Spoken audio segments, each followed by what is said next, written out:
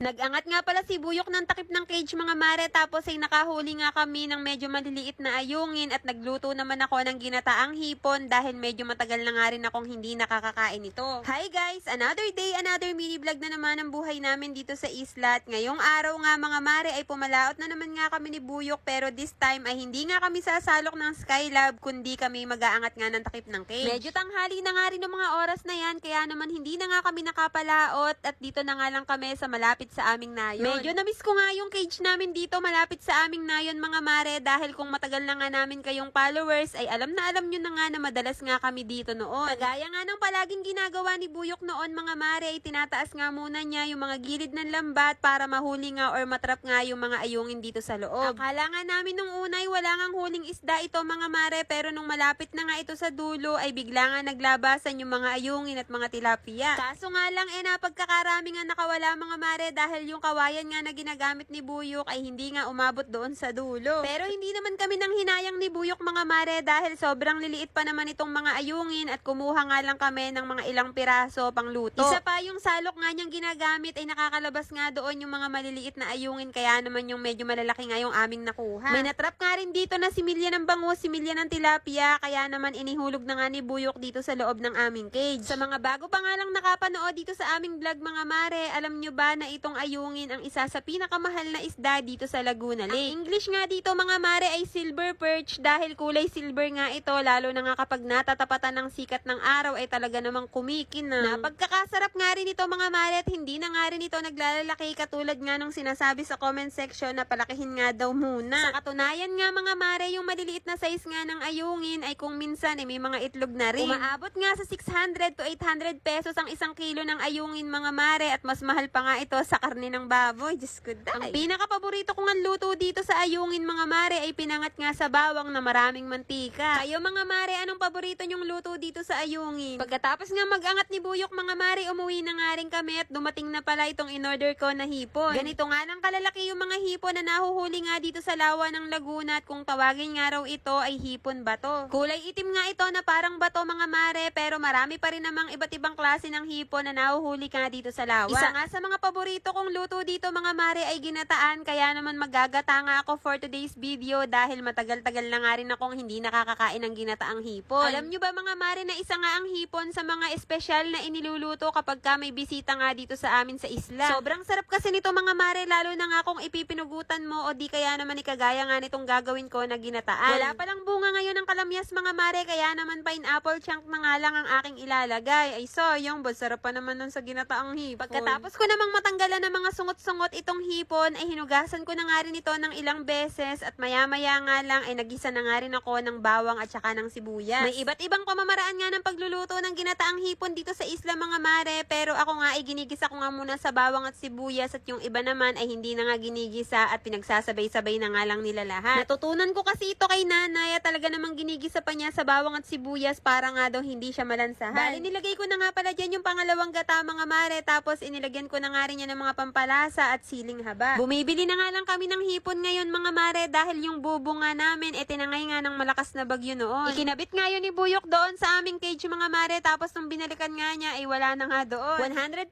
pesos na nga palang kilo ng hipon ngayon dito sa amin mga mare, at sayang nga kung may bubo pa sana kami, di sana'y nakakataos kami ngayon. Nailagay ko na nga rin pala dyan yung kakanggata mga mare, tapos kaunting pakuluan na nga lang ito at kaunting dagdag na nga lang ng mga ingredients ay okay na nga at pwedeng pwede na nga tayong kumain.